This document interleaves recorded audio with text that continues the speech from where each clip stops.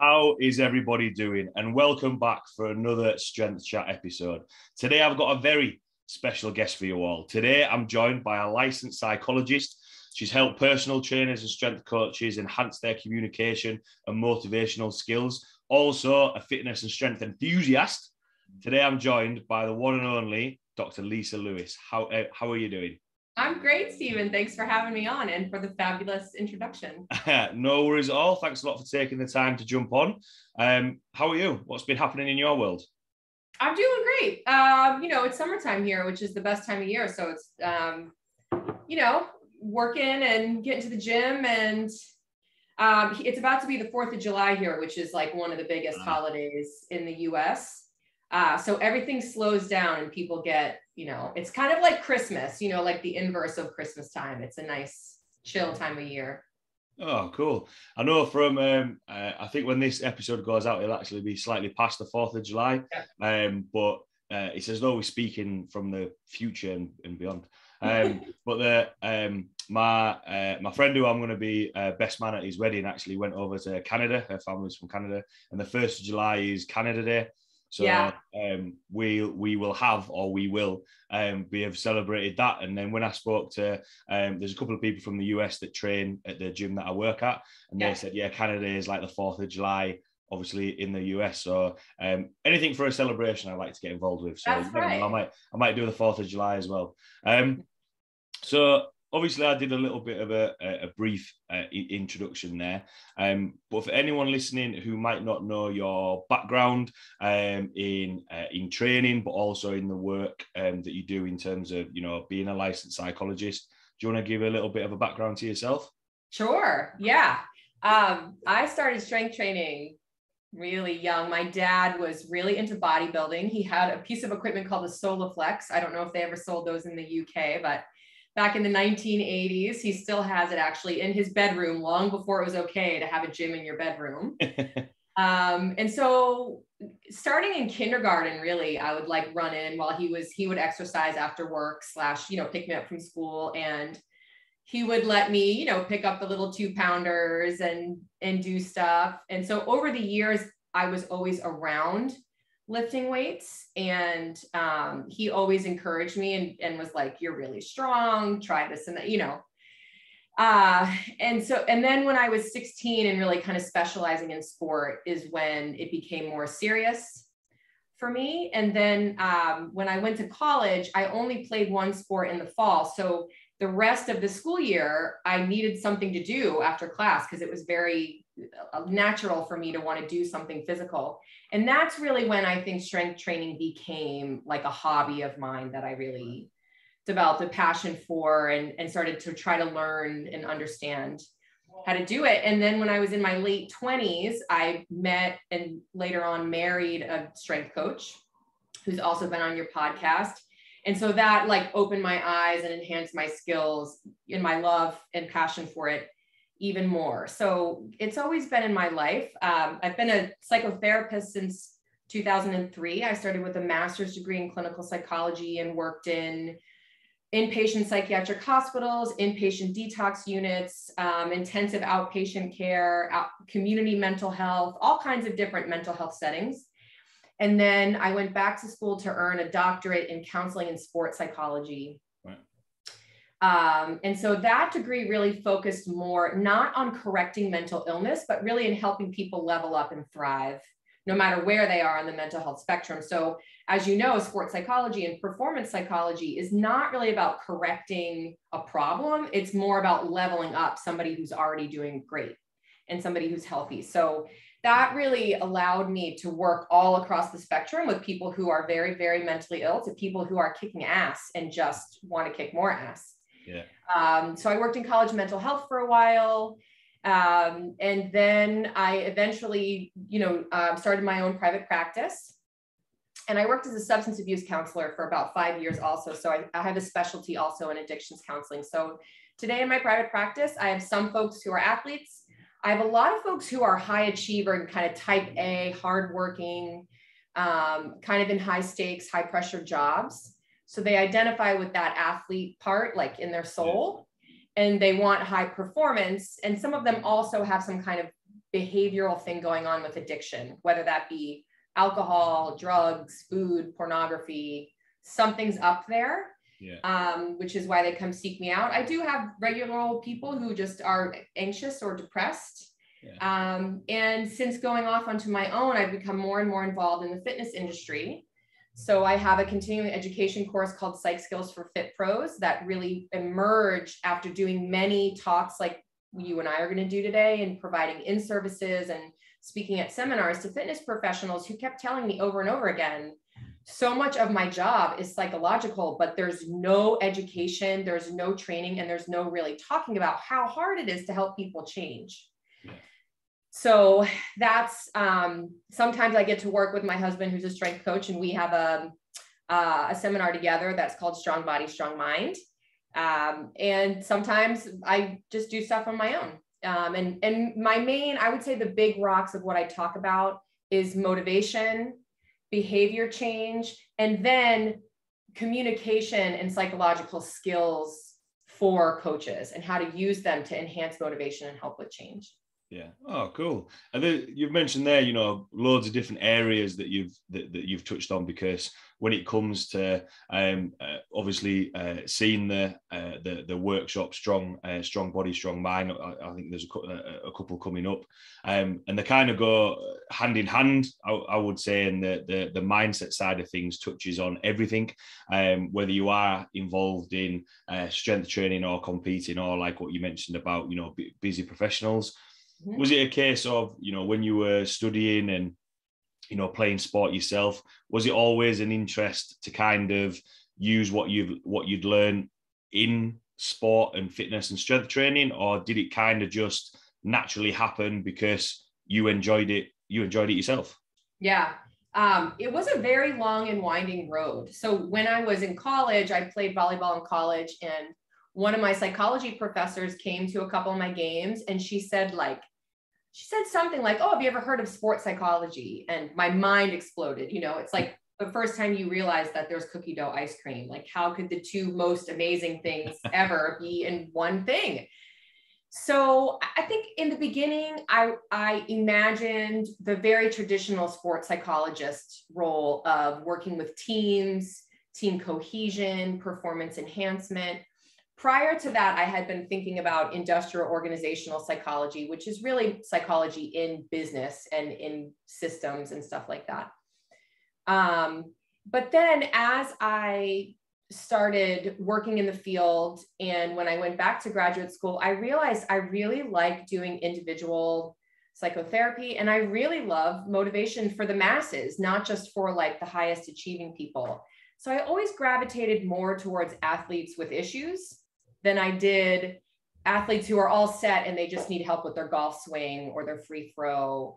So I tend to like the more complicated kinds of cases. So how it has all unraveled has been a very winding road. And sometimes I wonder, if I didn't marry my husband, if I would be in the fitness world as much as I am, because he does a lot of continuing education and speaking engagements. His name is Tony Gentilcore, and he, as we were dating and got married, he would be saying more and more, like, I feel like this is a question for my wife more than it's a question for me. Yeah. And so we just decided to start doing a workshop together, and I started writing blogs on his website. So, and then other people like you started asking me, you know, to come on independently. So it was a very organic, slow process. And I can say, I actually think I'm exactly where I belong, because it is such a marriage of these two things that are really, really important to me and I care a lot about. But it wasn't like I had this in mind, you know, when I was 26 and I went back to get this last degree. Yeah. I always like to ask, you know, in terms of, you know, how did it all end up about? Because, you know, from other coaches, obviously having spoken to Tony as well, you know, I've spoken to him a couple of times, which has been really, really, you know, cool episodes. I think how does it come about? And you can see that, you know, you have that passion for everything that we've touched on there. And I know for me, in terms of the psychology side of things, it kind of, when COVID hit and there was lockdown, it was kind of, right, well, I can get people a bigger deadlift and I can get people stronger, but how do I help them with their mindset that they're struggling with this or struggling with that? And I actually did a podcast with an athlete. She's a British weightlifter, and she'd worked with a sports psychologist. Technically, really, really good, top of a game, an Olympian. But obviously, there was something there, like what you said, to level up. And I think for my own interest, help my own clients and understanding, I think it's a really important topic to touch on. One of the main areas that you said there that you focus on is obviously motivation. Now, for everyone listening, whether you play sport, whether you compete in powerlifting or whatever it may be, it's always that thing of you've got to be motivated 100% all of the time. You've got to, if you're not motivated, you're not trying. What actually is motivation? What is it? How does it feel? And probably the second part of it, which we'll get onto, but is why does it come and go? Yeah, good question. Motivation is an energy, and it gives you drive, number one, so the gas pedal, but it also influences your direction, so the steering wheel. And I think the biggest mistake that people make when they think about motivation is that there's one tank, like there's one fuel tank, and it's either empty or low or high. And that's not the case. We have multiple different tanks that have different qualities of motivation, different reasons why we would be motivated. And sometimes they're low and sometimes there's hot where they're high, but there's always motivation around, with few exceptions. So what do I mean by few exceptions? Like, there are people out there who don't care at all about exercise or training, and they're not thinking about it, and they're not worrying about it, and they say they're not motivated. They are out there, but they're not DMing you. They're not reaching out to you for services. They're not signing up for your services. What is much more common is to get people who are like thinking about it, but not ready, kind of motivated, but like aren't at that level to make some really significant changes. And those are the people I think that really zap coaches and trainers, like suck the energy out of them or frustrate them or cause coaches to feel like they're doing something wrong, and really that client isn't accessing their motivation the right way. And what I mean by accessing it the right way is often exercise and healthy nutrition is pressured on people by society, or by, like, you should be motivated and you should do X, Y, and Z every day, and you should eat a healthy diet. And the should type of motivation can work in the short term, and then it can backfire over time. So that is a motivation that is a fuel tank, but we overuse it. And then it empties pretty quickly, and people relapse, or they quit, or they drop off, or whatever they do. So it's important to hear the motives, like what actually matters to your client, what's bringing them in, what makes them feel good about their training or their nutrition, and to really leverage that. So whatever gas tank seems like it's the most full, go with that one for that day, and realize that it might fluctuate. It might change from day to day. The one thing that you said there which is obviously as coaches, when people come to you, they're asking for help to, get to their certain goal or anything like that.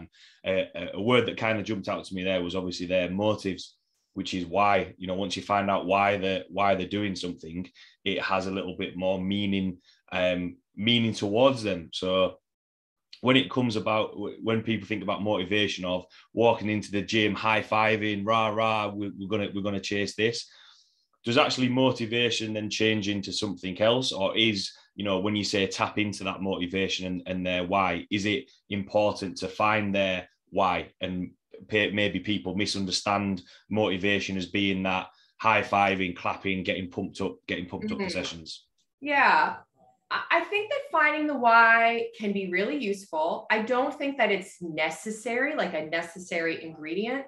What I do think is necessary is to understand why the client is showing up. So the client might want to come to be around other people in the neighborhood or in the community to get themselves off their butts because they have low back pain or they have knee pain. to maybe meet someone because they're single. They might have all kinds of motives that have nothing to do with doing, you know, a deadlift or a body weight pull up or something that is like achievement oriented. Yeah. That's not to say we can't get them there one day where they actually care about those things, but they're going to need education and repetitions, you know, and practice to get there. Sometimes people might be coming in because, you know, their wife is on their case that they're drinking too many beers on the weekends and getting, you know, too squishy, and you better do something about it. So I've certainly worked with coaches who, like, the only thing the client cares about is how many IPAs can I drink this weekend, you know? Yeah. And there's nothing wrong with starting there. There's nothing wrong with saying, like, what kind of IPA do you like? And how many beers do you drink on a weekend? And like, how can we make a plan that facilitates that? So their why, this might sound surface to people who are listening, their why might be like, I want 4 IPAs on Saturday and 4 IPAs on Sunday. What do we got to do to, like, so I can achieve? Is that extrinsic? You know, is that a material thing? Yes. Is it what's important to them in that moment? Yes. So you don't want to be digging around in that client's, like, heart and soul for, like, the love of training, or like, that's not where he's at, you know? Yeah. Other people might come in and say, I hate exercise, but every man in my family has died of heart disease before age 55. And so I'm willing to come in here and do what you tell me because I want to run around in the backyard with my grandkids. And I want to be around, you know, for people. And I want to change this legacy in my family. So do they care about how many reps they do or how much weight they pull? No, not yet. But they care about the way that that behavior gives them outcomes that are congruent with their goals. So I'm taking the time to explain this because those are different qualities of motivation. And there is a why in both of those. It's not the same why we have, like, fitness professionals. We're like, this is part of our identity. It's part of our soul. Like, we are the Kool-Aid. We don't just drink the Kool-Aid anymore. Like, it's like in us. And that's good for us. We're going to sustain behaviors, and we do all kinds of stuff that's hard and unpleasant in the name of, you know, having this be part of our identity. But that's not where our clients are at. And to expect that of them, or to ask that of them, number one, is not going to help them. And number two, may actually push them away from you or demotivate. Like, if the IPA guy is like, oh man, they want me to be all like rah and give a shit about, you know, how much weight I pull, like, I don't belong there. Yeah, definitely. I thought there were some really good points in there, and why I had to smile to myself about if it is drinking IPAs on a weekend, how can I still do that and just stay in shape and not get any worse? And what came to mind is, it was actually one of my very first clients when I first started coaching. He was an Irish guy, and he just moved to Leeds, and he was going out pretty regularly. And he'd come in, and I'd be like, right, we're going to do this. We're going to do this nutrition plan, best in the world. Anyway, he went out. It was something like he went out on a Friday night and didn't actually get back until the Tuesday. And we had a session, and I was like, what happened? Why aren't you taking this seriously? And I remember sitting down, and he said to me, look, Steve, I enjoy going out. I want to make sure. He was, you know, a pretty good looking guy. He was Irish as well. So, you know, the ladies liked him. I just want to make sure that I don't get in any worse shape. So he said, give me what I need to do for that. And it was kind of like a red light, a light went off in my head of, all right, okay, let's just do this. Didn't want to change too much, but then actually I ended up training him for years. After that, he ended up moving away, but to him, that was important to him. And one thing that you mentioned there about, you know, as coaches, if we try and force something on them, do you think that's sometimes where the coaches get caught up in sort of the social media of, a little bit like what you mentioned earlier, of that should mentality, rather than thinking about, right, okay, let's just train that person in front of us, rather than me, for example, and everyone who comes to me for coaching, you're all going to be powerlifters. That's going to be the best way. That's what motivates me. So that must motivate you. Do you think that's where sometimes coaches get wrong, or can sometimes lose clients that way? I think that's what burns coaches out. I think that's what frustrates coaches or makes them feel like they're not good coaches. And I feel like it's not good for the coach-client relationship. You mentioned social media. I think there's many reasons why we all, as people helpers, have our own agenda. That's why we're in this business. Like, we have a mission, you know? And time again, what I've heard from a coach, like, if I'll do an in-service and somebody will talk about a client, say like a client named Ben, they'll say like, oh, Ben came in, he started working out, like he's lost 50 pounds. He comes in 3 times a week. He's gotten a lot stronger, but like for the past 3 months, like nothing's changed. Like, he's still drinking a lot. He still doesn't get good sleep. And it's frustrating the coach. Like, they're not progressing anymore. And so what I like to ask is this a problem for your client? Or is it just a problem for you because you want more? And it's good you want more and you care and you're invested. However, it is important for you to keep in mind, what are my goals and what are my clients' goals?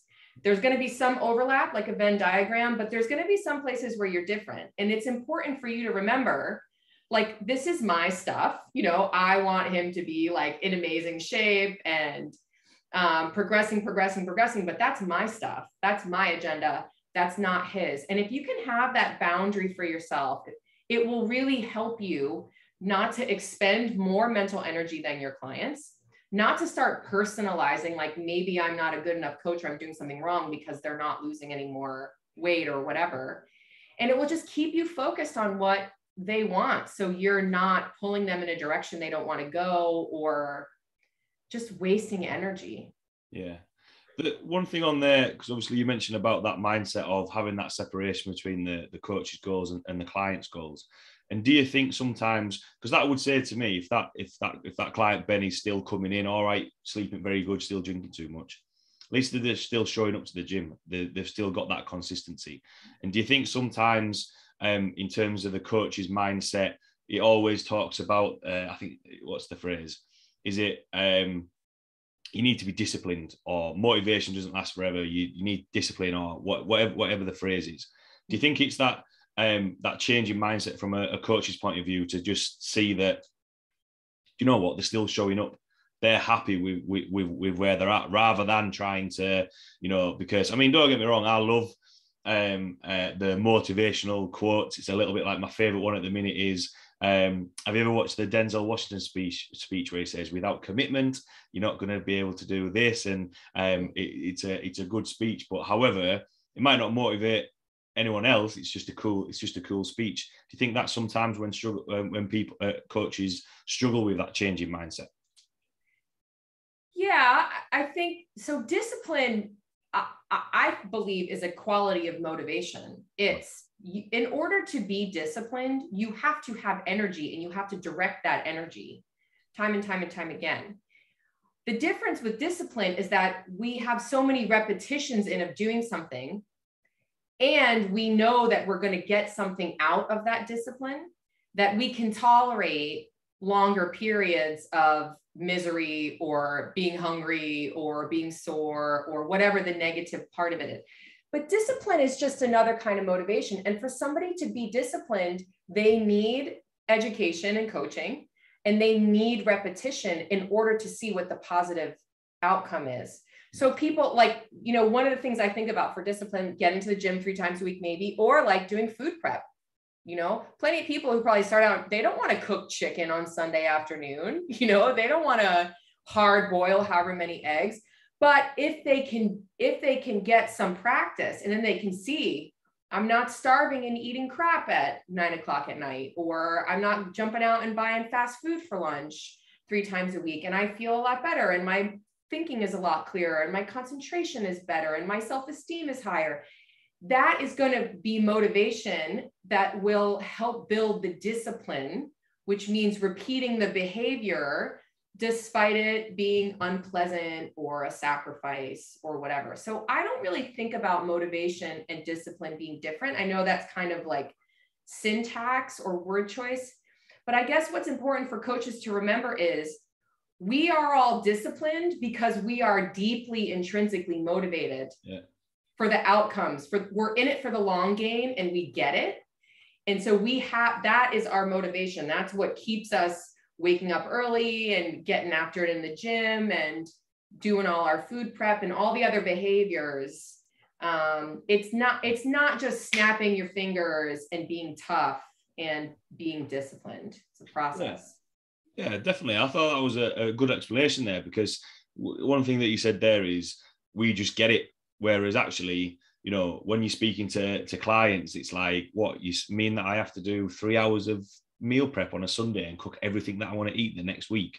Whereas it's that thing of having that reward there, and they see the benefits of feeling better, having more energy, whatever it may be, ties into that. And then, you know, because everyone likes, I always think about it, I think of it like a game. Everyone likes, you know, when you're at school and you get a gold star, how many gold stars can I get today? It's always that reward of, yeah, actually, I'm gonna do this, and it's just trying to buy in or get the clients to buy into, right, this is how we build that consistency, that discipline of doing it. Because I always think, again, like I've touched on before, that motivation, everyone has that preconceived ideas of what motivation should look like, because I always think people associate different words with how they should act, as in physically act.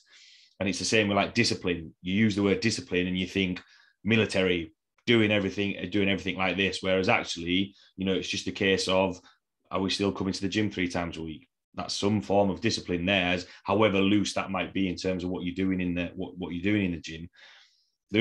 One of the other questions I wanted to ask on sort of the motivation side of things as well was, because it will change depending on, you know, what's happening in people's lives. Can you match the motivation to the training so they can impact on each other? How do you kind of communicate that with coaches to try and match it so that, you know, you're still building that discipline and that consistency? Yeah, so that's a great question. And I really think you can. Just the same way that you do program design around what somebody's physical goals and limitations may be, you can also think of program design around what their motives or their lack of motives may be. So, you know, people who are beginners, who have no skill, who don't know what the hell's going on in a gym and might be intimidated, what I would do is load on anything that is fun for them. Like, as you're doing an assessment, if there's certain movements they like or they're good at, put that in their program so that they have the experience of having fun, that they have the experience of being effective and being good at something. You know, load in the sugar to get them to engage. And remember that motivation evolves. It can grow over time and become more and more and more intrinsic. And the way you got to get it to grow is start with something that they're actually motivated by, and then have them get more and more repetition and experience in. And the 3 ingredients to growing motivation are autonomy, competency, and relatedness. Autonomy means having some volition, having some choice. So if clients say to you, I really hate deadlifting with this conventional bar, it makes my hips feel weird, and I always think I'm going to screw up fine, give them a kettlebell, or elevate, give them a trap bar, like regress the movement, change it up to have them do pull throughs where they're just hinging, you know, like figure out a way for it to feel good for them. So they're not like, oh God, it's Tuesday, I got to go in there and deadlift. Now, when somebody's like you or me, and they're highly motivated and they're highly disciplined and they've been doing it for a million years, there could be the worst, most torturous, horrible thing in our program, and we're going to do it, right? Because we're on board. The more novice somebody is, the more you have to tip the scales in the opposite direction. If somebody's telling you that they're coming to see you because they want to drink IPAs, what do you want to do? You want to get them a training effect, right? You want to get their heart working. So you want to do something where they're going to have some kind of training effect. And the same thing for somebody who wants improved heart health.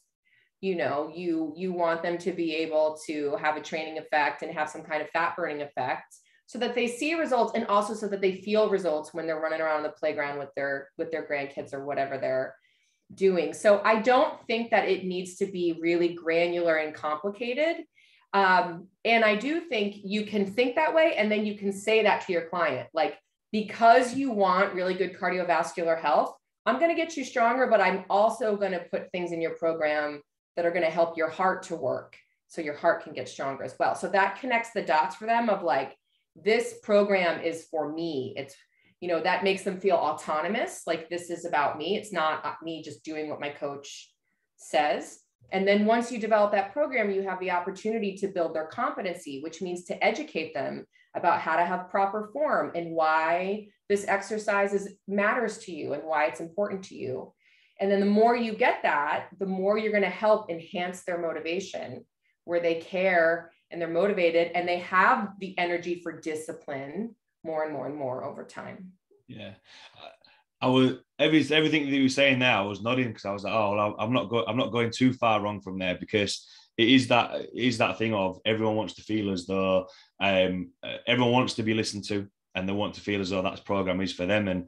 And as you were speaking, then I had a consult with a woman who's just started at the gym, and she kept using the phrase, everyone wants to be the star of their own action film.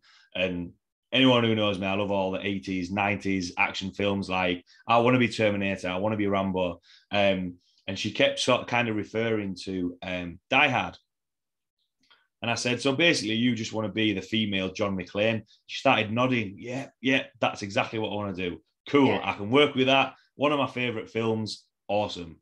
Mm-hmm. However, when we do the assessment, there's certain things that was highlighted that she struggled with. So one of them was squatting, for example. But she wants to be a badass. And it's kind of that thing of, right, we're going to struggle squatting. What can we do that's still going to get a training effect where she feels as though she's lifting weight?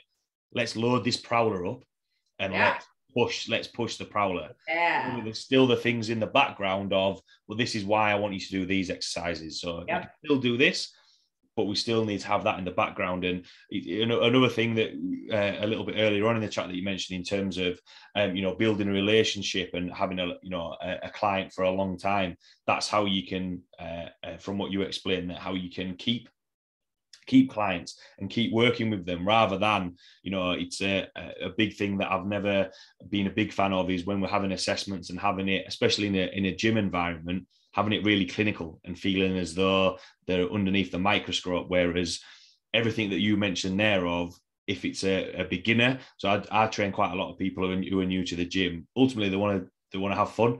I started in the gym because it was fun. I used to watch Strongman at Christmas. Of course, I want to go in and do that. It's cool. It's fun.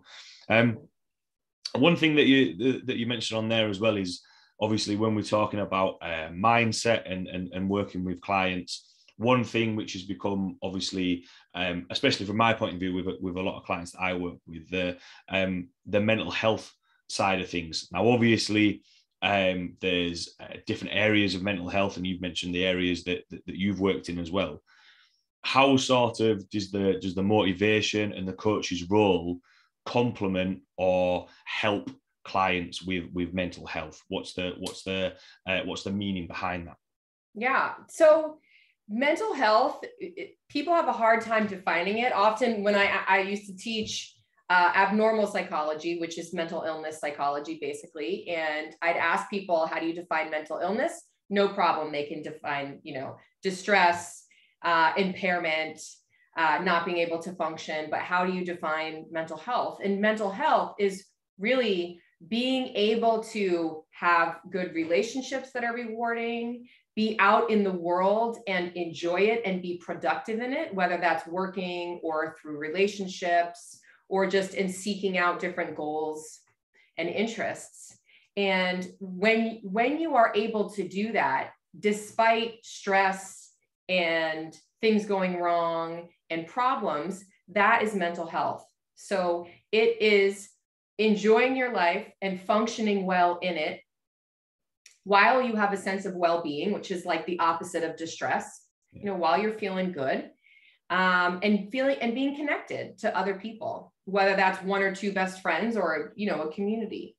So the way that coaches can help with mental health is that there are 3 basic psychological needs that all people have.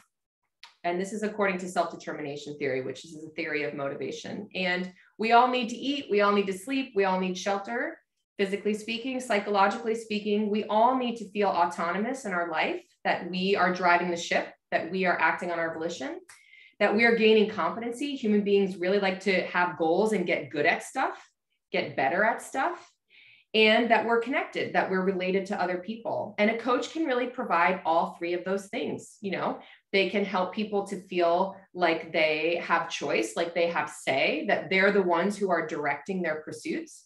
Coaches can always be building competency, whether it's by giving informational feedback in session or providing education about why it's important to have muscle mass and why it's important to have a training effect, why it's important to sleep and eat protein, et cetera, et cetera. Like, we're never done learning. Even you and I and people who've been training forever, we still have a lot to learn and a lot of opportunities to level ourselves up and improve our level of mastery. So strength coaches and personal trainers, I think, are in a very unique position as a profession, because you can always be progressing your clients, no matter, even if they're an Olympic athlete. And then finally, relatedness is what's the connection between you and your client. And if you are working in a gym space or you run a gym, what's the connection in the community?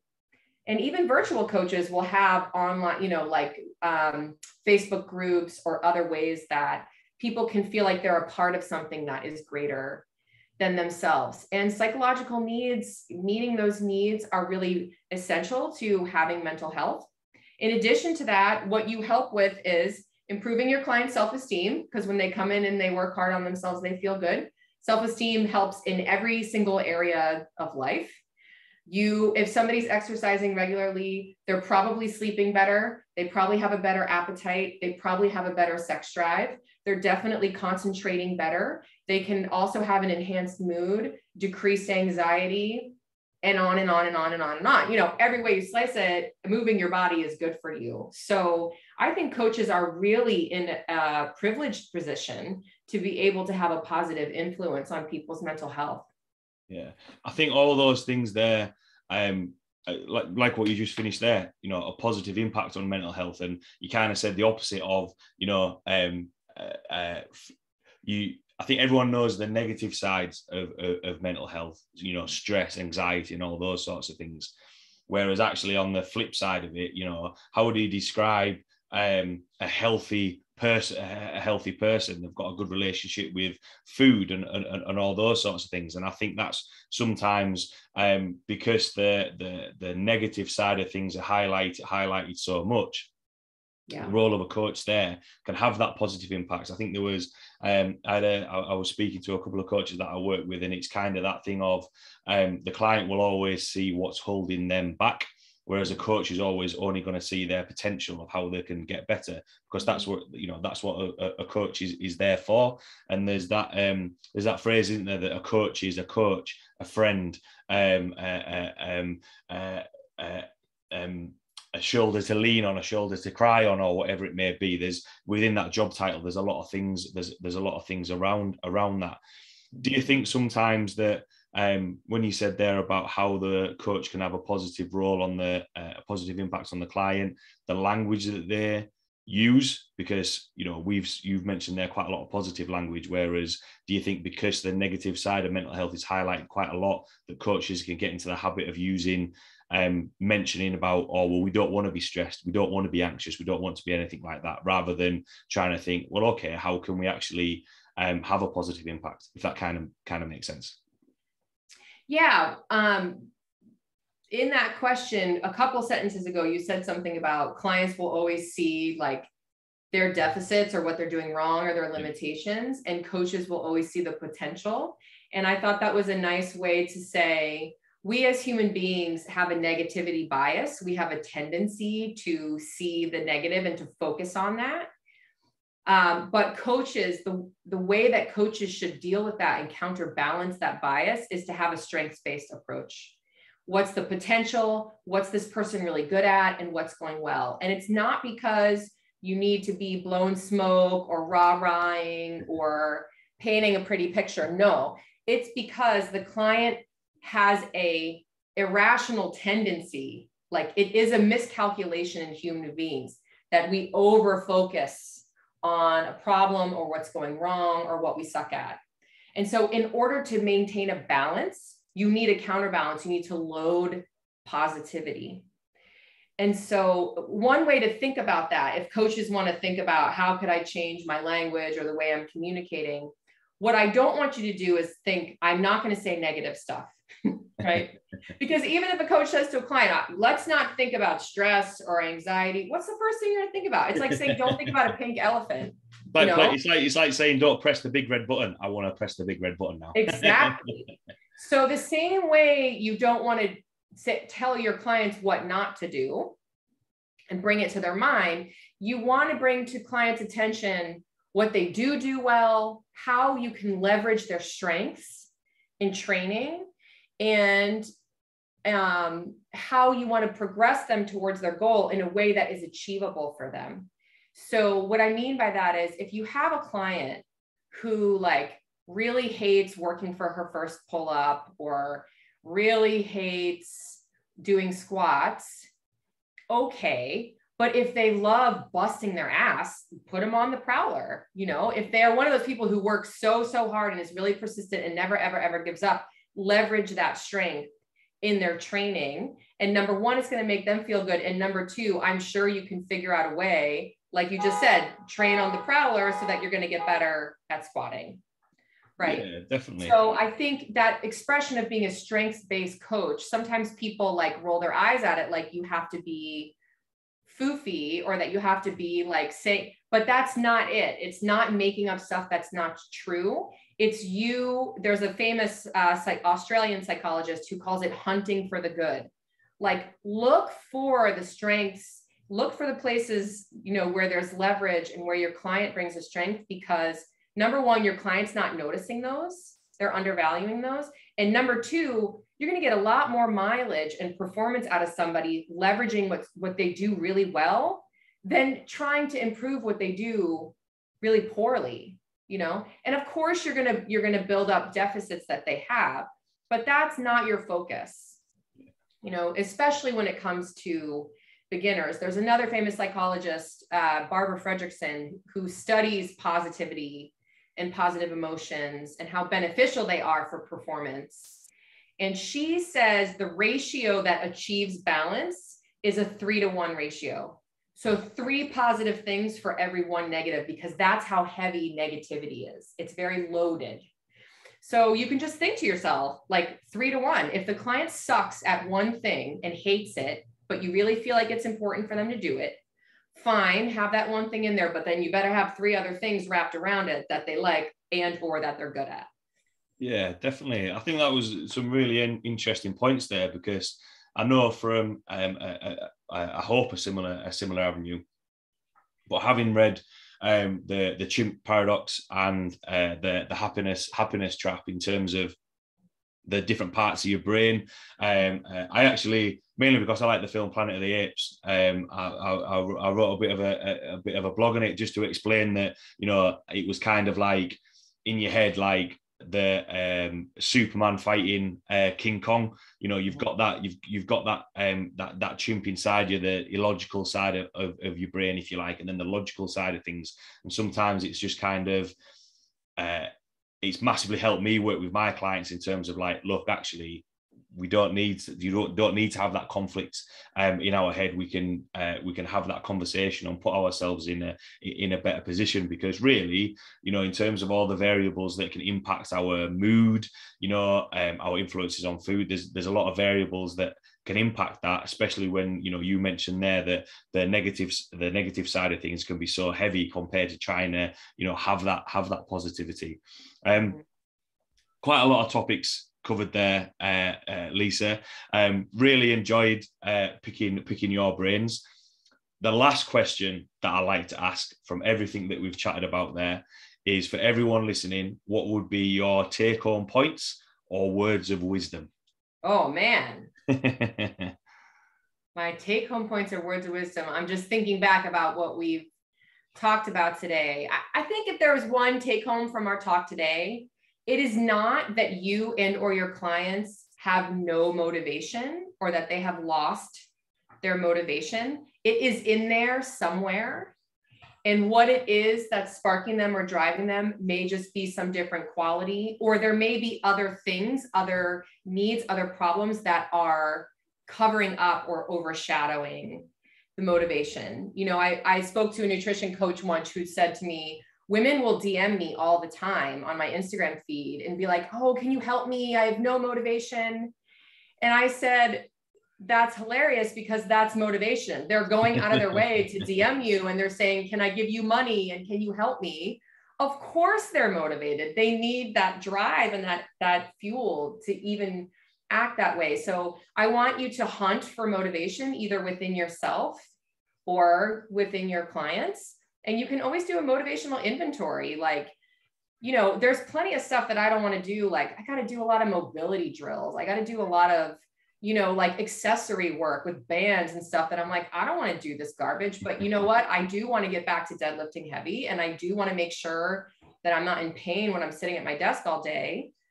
So sometimes I'll just run through that, you know, when I'm starting my workout, like, you do actually care about this and you should do it. You do want to do it because you want to feel good for the rest of the day and you want to be getting after it for the next 40 years. So sometimes just checking yourself and reminding yourself why you care is a really great way to leverage the fuel tank that has the most energy in it. Yeah, cool. I think that was some really good points to finish on, and tied quite in well to what we spoke at the start, which was, I thought, was a good analogy of, you know, you've got different tanks of motivation. Which one are you gonna tap into? Thanks again for taking the time to jump on, Lisa. For anyone who has any questions about what we've chatted about today, see the content that you put out there, or, you know, the workshops that you do, where can people find you or reach out to you?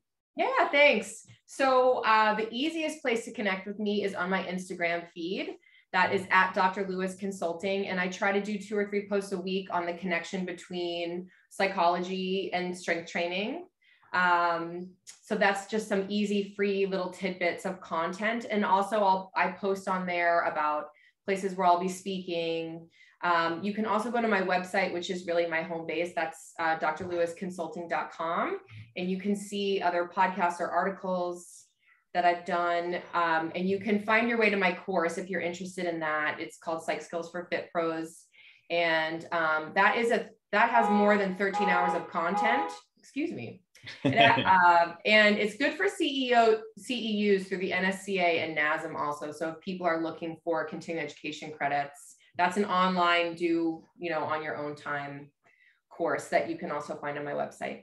Oh, cool. 100% check out all that content. I know especially from chatting with you today, I think we kind of just touched the iceberg of what we were chatting about. But thanks a lot, Lisa, for taking the time to jump on. Thanks a lot to everyone listening, and I will see you all next week.